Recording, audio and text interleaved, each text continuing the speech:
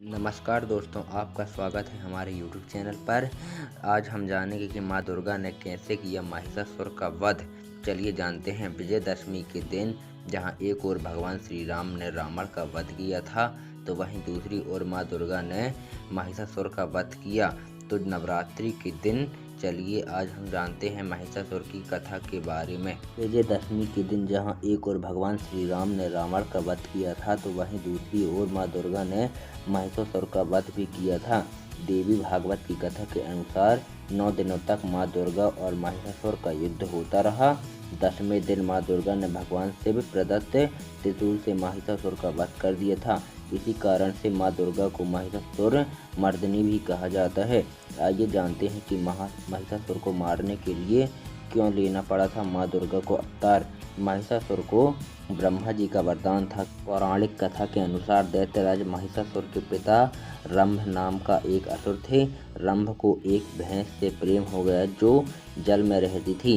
रंभ और भैंस के योग से ही महिषासुर का जन्म हुआ।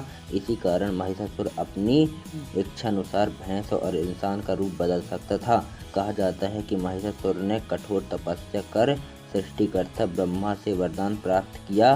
ब्रह्मा देव ने वरदान दिया कि उस पर कोई भी देवता और दानव विजय प्राप्त नहीं कर सकते। ब्रह्मा देव से वरदान मिलने के बाद महिषासुर स्वर्ग में उत्पात मचाने लगा। एक दिन महिषासुर ने स्वर्ग पर आक्रमण कर दिया। महिषासुर ने इंद्र को परास्त किया और स्वर्ग पर कब्जा कर लिया। उसने सभी देवताओं को वहां से बाहर निकाल दिया।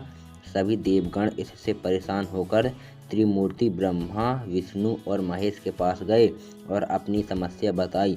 लेकिन ब्रह्मा जी के वरदान के कारण स्वयं ब्रह्मा, विष्णु और महेश भी महिषासुर को हरा नहीं सकते थे। तथा महिषासुर को मारने के लिए सभी देवताओं ने माँ दुर्गा का सृजन किया। त्रिवेदों के शरीर से शक्ति पुंज निकालकर एकत्रित हुए। इस शक्ति पुंज ने माँ दुर्गा का रूप धारण कर लिया। सभी देवताओं ने माँ दुर्गा को अपनी अपनी शक्ति और अस्त्र शस्त्र प्रदान किए। माँ दुर्गा ने महिषासुर से लगातार 9 दिनों तक युद्ध किया और 10वें दिन उसका वध कर दिया। यही कारण है कि हिंदू धर्म में 9 दिनों तक दुर्गा पूजा मनाई जाती है।